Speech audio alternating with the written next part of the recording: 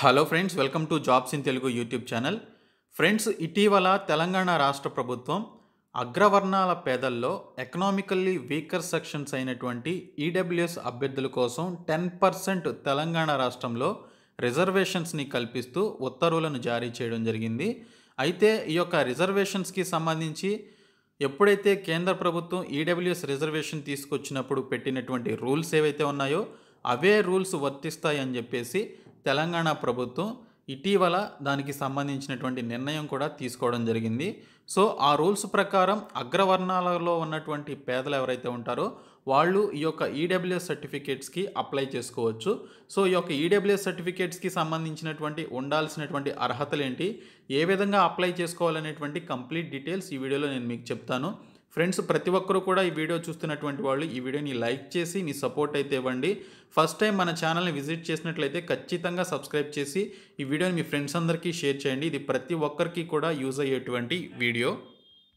Friends, యాక్చువల్గా 2019లో ఎలక్షన్స్కి ముందు సెంట్రల్ గవర్నమెంట్ పార్లమెంట్లో ఎకనామికల్లీ వీకర్ సెక్షన్స్కి సంబంధించి 10% రిజర్వేషన్స్ని కల్పిస్తూ ఎప్పుడైతే బిల్ని ఫామ్ చేసిందో అప్పుడు తెలంగాణ రాష్ట్రంలో ఉన్నటువంటి అభ్యర్థులు ఎవరైతే సివిల్ పోస్టులకు కానీ అలాగే సెంట్రల్ గవర్నమెంట్కి సంబంధించిన సర్వీసెస్కి, ముఖ్యంగా సెంట్రల్ గవర్నమెంట్కి సంబంధించిన పోస్టులకి ఎవరైతే అప్లై చేసుకుంటారో వారికి సంబంధించి ఒక మెమోని విడుదల చేయడం జరిగింది. 4409 అనేటువంటి మెమోని మార్చి 22, 2019 రిలీజ్ చేయడం జరిగింది.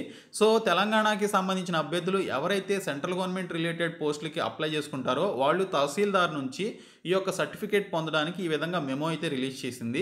అయితే అప్పుడు తెలంగాణలో ఈ యొక్క ఈడబ్ల్యూఎస్కి సంబంధించినటువంటి రిజర్వేషన్స్ని అప్లై చేయలేదు. తెలంగాణ రాష్ట్రంలో ఉండేటువంటి అడ్మిషన్స్కి కానీ తెలంగాణ రాష్ట్రంలో రిలీజ్ అయ్యేటువంటి టీఎస్పీఎస్సీ పోస్టులకు కానీ లేదా టీఎస్ పోలీస్ ఇతర పోస్టులు అన్నిటికీ కూడా ఈడబ్ల్యూఎస్ రిజర్వేషన్ అయితే ఇవ్వలేదు. ఓన్లీ సెంట్రల్ గవర్నమెంట్ పోస్టులకు ఎవరైతే తెలంగాణ అభ్యర్థులు అప్లై చేసుకుంటారో వాళ్ళు ఈడబ్ల్యూఎస్ సర్టిఫికేట్ పొందడానికి సంబంధించి ఈ యొక్క మెమోని రిలీజ్ చేయడం జరిగింది. ఇప్పుడు రీసెంట్గా few days back Telangana government EWS రిజర్వేషన్ని తెలంగాణ రాష్ట్రంలో ఉండేటువంటి అడ్మిషన్స్కి కానీ తెలంగాణ రాష్ట్రంలో విడుదలయ్యేటువంటి పోస్టులకి సంబంధించి 10% రిజర్వేషన్ కల్పిస్తూ అగ్రవర్ణాల పేదలకి అవకాశం అయితే ఇవ్వడం జరిగింది. మొత్తంగా తెలంగాణ రాష్ట్రంలో ఇప్పుడు 60% రిజర్వేషన్స్ అయితే అన్ని కేటగిరీలు కలుపుకొని కంప్లీట్ అవ్వడం జరిగింది. అయితే ఈ యొక్క తెలంగాణలో ఉన్నటువంటి అభ్యర్థులు తెలంగాణలో రిలీజ్ అయ్యే అడ్మిషన్స్కి కానీ అలాగే గవర్నమెంట్ జాబ్స్కి, తెలంగాణకి సంబంధించిన గవర్నమెంట్ జాబ్స్ ఏవైతే ఉంటాయో వాటికి సంబంధించి ఈడబ్ల్యూఎస్ సర్టిఫికేట్ పొందడానికి సంబంధించినటువంటి రూల్స్ ఏవైతే ఉంటాయో వాటికి సంబంధించి కొత్త రూల్స్ అయితే పెట్టలేదు. ఆల్రెడీ సెంట్రల్ గవర్నమెంట్ ఈ యొక్క ఈడబ్ల్యూఎస్ రిజర్వేషన్ పెట్టినప్పుడు ఏవైతే రూల్స్ ఉన్నాయో అదే రూల్స్ని ఇక్కడ ఇంప్లిమెంట్ చేస్తున్నామని చెప్పేసి మనకి ఈ రోజునే ఒక అఫీషియల్ ఇన్ఫర్మేషన్ అయితే రావడం జరిగింది. ఆ రూల్స్ ఏంటి, ఎవరు అర్హులు అనేది చెప్పిన తర్వాత నేను మీకు ఈ యొక్క అప్లికేషన్ ఏ విధంగా కంప్లీట్ చేసుకోవాలనేది చెప్తాను.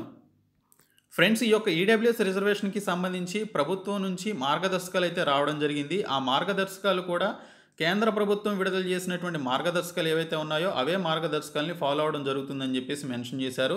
ఇక్కడ చూసుకున్నట్లయితే వార్షిక ఆదాయం అనేది 8 లక్షల లోపు ఉండాలి, అంతకంటే ఎక్కువ ఉంటే ఈ యొక్క ఈడబ్ల్యూఎస్ రిజర్వేషన్కి అనర్హులు అని చెప్పేసి మెన్షన్ చేశారు. అది ఫ్యామిలీకి సంబంధించి ఎవరు సంపాదిస్తున్నా కూడా ఆ యొక్క వార్షిక ఆదాయం అనేది 8 లక్షల లోపు ఉండాలి. అలాగే 5 ఎకరాల లోపు వ్యవసాయ భూములు ఉన్నవారు ఈ యొక్క ఈడబ్ల్యూఎస్ రిజర్వేషన్ పొందేందుకు అర్హులు అని చెప్పేసి మెన్షన్ చేశారు.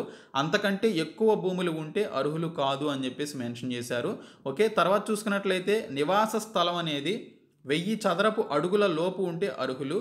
నోటిఫైడ్ మున్సిపల్ పరిధిలో నివసిస్తున్నటువంటి వారి నివాస స్థలం 100 చదరపు అడుగుల లోపు ఉంటే దీనికి సంబంధించి అర్హులు అని చెప్పేసి ఇక్కడ మెన్షన్ అయితే చేయడం జరిగింది. ఇంకా ఇతర ఏరియాల్లో చూసుకున్నట్లయితే 200 చదరపు గజాల లోపు మాత్రమే ఉండాలి అని చెప్పేసి మెన్షన్ చేశారు. అయితే ఈ యొక్క ఈడబ్ల్యూఎస్ సర్టిఫికేట్ తీసుకున్న తర్వాత 1 సంవత్సరానికి మాత్రమే అమలవుతుంది. అది కూడా ఫైనాన్షియల్ ఇయర్ ఉంటుంది కదా మనకి. ఫర్ ఎగ్జాంపుల్కి మీరు ఇప్పుడు అప్లికేషన్ పెట్టుకొని ఈ యొక్క ఈడబ్ల్యూఎస్ సర్టిఫికేట్ పొందినట్లయితే ఈ యొక్క సర్టిఫికేట్ అనేది మీకు ఏప్రిల్ 1, 2021 వరకు మాత్రమే మీకు ఈ యొక్క సర్టిఫికేట్ అనేది పనిచేస్తుంది అనమాట. తర్వాత మళ్ళీ మీరు ఏప్రిల్ 1 తర్వాత మళ్ళీ ఇంకొక ఫ్రెష్ సర్టిఫికేట్ అనేది తీసుకోవాలి. మనకి ఫైనాన్షియల్ ఇయర్ అనేది ఏప్రిల్ 1 నుంచి మొదలయ్యి మనకి మార్చి 31 నెక్స్ట్ ఇయర్ మార్చి 31కి ఎండ్ అవుతుంది. దీన్ని ఫైనాన్షియల్ ఇయర్ అంటారు. సో ఈ యొక్క ఫైనాన్షియల్ ఇయర్కి మాత్రమే ఓన్లీ 1 ఇయర్కి మాత్రమే ఈ యొక్క ఈడబ్ల్యూఎస్ సర్టిఫికేట్ అనేది పనిచేస్తుంది అనమాట. సో మీరు ఇప్పుడు కనుక సర్టిఫికేట్ తీసుకున్నట్లయితే ఈ యొక్క సర్టిఫికేట్ అనేది ఏప్రిల్ 1, 2021 వరకు మాత్రమే పనిచేస్తుంది.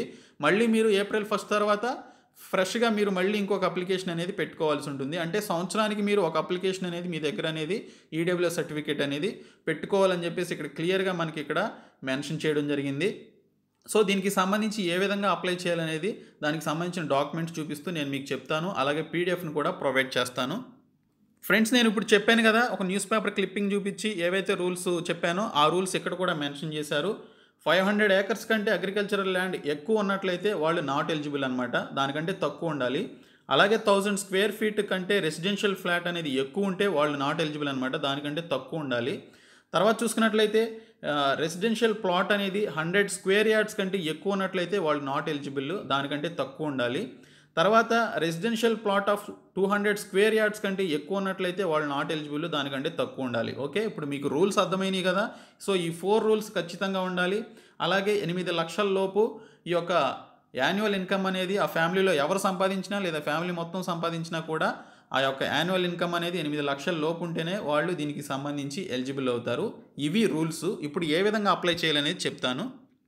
ఫ్రెండ్స్, ఇది ఎకనామికల్లీ వీకర్ సెక్షన్స్కి సంబంధించినటువంటి అఫీషియల్ అప్లికేషన్ ఫామ్. ఇది అప్లికేషన్ ఫర్ ఈడబ్ల్యూఎస్ సర్టిఫికేట్ అని చెప్పేసి ఉంది కదా. సో ఇక్కడ చూడండి, అనెక్స్యూర్ 2 అని. ఇక్కడ మీరు మీ యొక్క ఫోటో అనేది అటెస్టేషన్ అనేది చేయాల్సి ఉంటుంది. తర్వాత ఫోటో విత్ సెల్ఫ్ అటెస్టేషన్ అన్నారు, అంటే మీ ఫోటోపై సైన్ కూడా చేయాల్సి ఉంటుంది. ఓకే, ఇలా ఫోటో పెట్టేసి దానిపైన సైన్ చేసి ఇక్కడ ఫిక్స్ చేసేసేయండి. తర్వాత చూసుకున్నట్లయితే టు ది తహసీల్దార్ అని చెప్పేసి మీ యొక్క మండల్ నేమ్ అలాగే డిస్ట్రిక్ట్ నేమ్ మెన్షన్ చేయండి. మీ యొక్క నేమ్ అనేది మెన్షన్ చేయండి ఇక్కడ ఈ డాష్లో. తర్వాత son or daughter or wife of అని చెప్పేసి ఉంది కదా, ఇక్కడ మీ యొక్క ఫాదర్ పేరు కానీ లేదా మదర్ పేరు కానీ లేదా హస్బెండ్ పేరు కానీ ఈ విధంగా మెన్షన్ చేయండి. తర్వాత దీనికి సంబంధించినటువంటి రెసిడెన్స్ విలేజ్ ఏంటి, స్ట్రీట్ నేమ్ ఏంటి, అలాగే మీకు సంబంధించినటువంటి ఈడబ్ల్యూఎస్ క్యాస్ట్, మీరు ఓసీకి సంబంధించి ఏ క్యాస్ట్, వీటికి సంబంధించినటువంటి ఆ యొక్క డీటెయిల్స్ అనేది ఫిలప్ చేయండి. అలాగే మీకు వచ్చేటువంటి family from all sources, okay, ఇన్కమ్కి సంబంధించి మీ యొక్క ఫ్యామిలీకి సంబంధించి ఆల్ సోర్సెస్ నుంచి వచ్చేటువంటి టోటల్ ఇన్కమ్ ఎంత అనేది మెన్షన్ చేయండి అని చెప్పేసి ఇక్కడ క్లియర్గా ఇక్కడైతే మనకి డీటెయిల్స్ అయితే అడిగారు. అవి మెన్షన్ చేసిన తర్వాత రూపీస్లో మెన్షన్ చేసిన తర్వాత మీరు ఇక్కడ చూసుకున్నట్లయితే మీ యొక్క అప్లికెంట్ డీటెయిల్స్ అనేది మెన్షన్ చేయండి. జెండర్ మేలా ఫిమేలా ట్రాన్స్జెండర్, ఈ మధ్య ట్రాన్స్జెండర్ కూడా అవకాశాలు ఇస్తున్నారు, అందుకే టీజీ అని మెన్షన్ చేశారు. సో మేల్ ఫిమేల్ అనేది మెన్షన్ చేయండి. Date of birth as per 10th ప్రకారం ఇవ్వండి. డోర్ నెంబర్ కూడా ఇవ్వండి. ఇంకా లొకాలిటీ అండ్ ల్యాండ్ మార్క్ ఇవ్వండి. మీ యొక్క village name, mandal name, district, మీ యొక్క పిన్ కోడ్, ఈ డీటెయిల్స్ అన్నీ కూడా ఇవ్వండి. ఇవన్నీ ఇచ్చిన తర్వాత ఇక్కడ మీకు సంబంధించి అగ్రికల్చరల్ ల్యాండ్ డీటెయిల్స్ అయితే ఇవ్వాలి. మీకు ఏదైనా పొలానికి సంబంధించిన వ్యవసాయానికి సంబంధించిన ల్యాండ్స్ ఉంటే వాటికి సంబంధించిన పట్టాదారు పాస్ పుస్తకం యొక్క నేమ్ ఏంటి అనేది ఇక్కడ మెన్షన్ చేయాలి.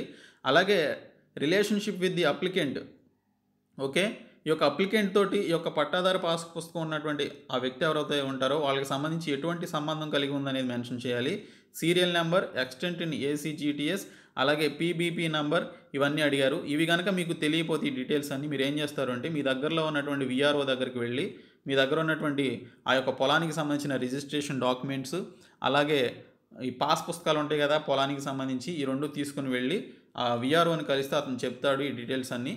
మీరు ఇవన్నీ కూడా ఫిలప్ చేసుకోవచ్చు మీకు తెలియకపోతే. ఓకే, సో ఇవన్నీ ఫిలప్ చేసుకున్న తర్వాత అది అగ్రికల్చర్ ల్యాండ్కి సంబంధించింది పైన బాక్స్. ఈ కింద బాక్స్ వచ్చేసి రెసిడెన్షియల్ ప్రాపర్టీకి సంబంధించినటువంటి ఫ్లాట్స్ కానీ అపార్ట్మెంట్స్కి సంబంధించినటువంటి డీటెయిల్స్ అనేవి ఇక్కడ క్లియర్గా మీరు ఫిలప్ అనేది చేయాల్సి ఉంటుంది. ఫిలప్ అయిపోయిన తర్వాత ఇంకా సెకండ్ వన్ చూసుకున్నట్లయితే రెసిడెన్షియల్ ప్రాపర్టీ అనేది ప్లాట్స్కి సంబంధించింది. ఇది ప్లాట్స్కి సంబంధించి మీకు ఏమైనా ఉంటే ఫిలప్ చేయండి, లేదంటే మీరు దీన్ని వదిలేసేయండి. ఓకే, తర్వాత చూసుకున్నట్లయితే రెసిడెన్షియల్ ప్రాపర్టీకి సంబంధించి మున్సిపాలిటీస్లో ఏమైనా నోటిఫైడ్ ల్యాండ్స్ ఏమైనా ఉంటే ప్లాట్స్, వాటికి సంబంధించినటువంటి డీటెయిల్స్ అయితే ఇక్కడ క్లియర్గా మెన్షన్ చేయండి. తర్వాత మీ యొక్క ఇన్కమ్ ఎక్కడి నుంచి వస్తుంది, ఓకే, ఇందాక మనం సోర్స్ ఆఫ్ ఇన్కమ్ ఎంత అనేది మెన్షన్ చేయాలని చెప్పేసి ఇందాక చూసాం కదా, ఇందాక బ్లాంక్లో ఒకటి ఫిలప్ చేయాలని చెప్పేసి ఉంది కదా. అయితే మీ యొక్క source of income from employment ఎక్కడి నుంచి వస్తుంది, okay, name of the employee, ఏ ఎంప్లాయీకి ఎంత ఇన్కమ్ వస్తుంది అనేది ఇక్కడ మీరు కంప్లీట్ డీటెయిల్స్ ఇవ్వాలి. Relationship with the applicant, employer details, అలాగే whether state or central government or public sector or private sector అనేది ఇక్కడ మెన్షన్ చేయాలి. అంటే అతను ప్రైవేట్ సెక్టార్లో పనిచేస్తున్నాడా లేదా గవర్నమెంట్ జాబా ప్రైవేట్ జాబ్ అనేది మెన్షన్ చేయాలి. ప్లేస్ ఆఫ్ వర్కింగ్ ఎక్కడ, యాన్యువల్ ఇన్కమ్ ఎంత అనేది ఇక్కడ కరెక్ట్గా ఇవ్వాలి. ఓకే, కరెక్ట్గా ఇస్తేనే మీకు ఎటువంటి ప్రాబ్లం ఉండదు. వాళ్ళు ఎంక్వైరీ చేస్తారు. మీరు కనుక రాంగ్ డీటెయిల్స్ ఇచ్చారు అని తెలిస్తే మీ మీద కేసు పెట్టడానికి కూడా వెనుకాడరు అనమాట. అలా ఉంటుంది. సో రూల్స్లో ఉంది, అది యాక్చువల్గా నేను చెప్పడం కాదు, రూల్స్లో ఉంది. తర్వాత చూసుకున్నట్లయితే income from business are profession అన్నారు. సో మీకు ఇన్కమ్ అనేది ఎంప్లాయ్మెంట్ నుంచి వస్తే ఈ యొక్క డీటెయిల్స్ ఫిలప్ చేయండి. లేదా ఎంప్లాయ్మెంట్ కాకుండా ఏదైనా బిజినెస్ కానీ ప్రొఫెషన్ కానీ ఏదైనా వృత్తి ద్వారా ఏదైనా స్వయం ఉపాధి ద్వారా ఏమైనా వస్తుందా అనేది ఇక్కడ మీరు మెన్షన్ చేయాల్సి ఉంటుంది. మెన్షన్ చేసి మీ యొక్క mobile number, phone number, email address, Aadhaar number, ration card number ఇవన్నీ కూడా ఇక్కడ ఈ యొక్క బ్లాంక్స్లో ఇవ్వాలి. తర్వాత name of the signature of the father, parent are Guardian అన్నారు.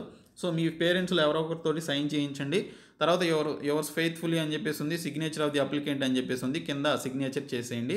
ఇంతే. చేసిన తర్వాత మీరు దానికి సంబంధించినటువంటి అప్లికేషన్ని మీరు ఎంఆర్ఓ ఆఫీస్లో సబ్మిట్ చేయండి. సబ్మిట్ చేసిన తర్వాత మీరు ఏం చేస్తారు అంటే ఇక్కడ మీరు దీనికి సంబంధించి ఈ యొక్క అప్లికేషన్ని వాళ్ళు ఎంఆర్ఓ ఆఫీస్ వాళ్ళు మీకు సంబంధించిన సర్టిఫికేట్ నెంబర్ ఇస్తారు, డేట్ ఇస్తారు, వ్యాలిడ్ ఫర్ ద ఇయర్ అని చెప్పేసి ఫైనాన్షియల్ ఇయర్ ఎప్పటి నుంచి ఎప్పటి వరకు వ్యాలిడ్ అనేది వాళ్ళే వేస్తారనమాట.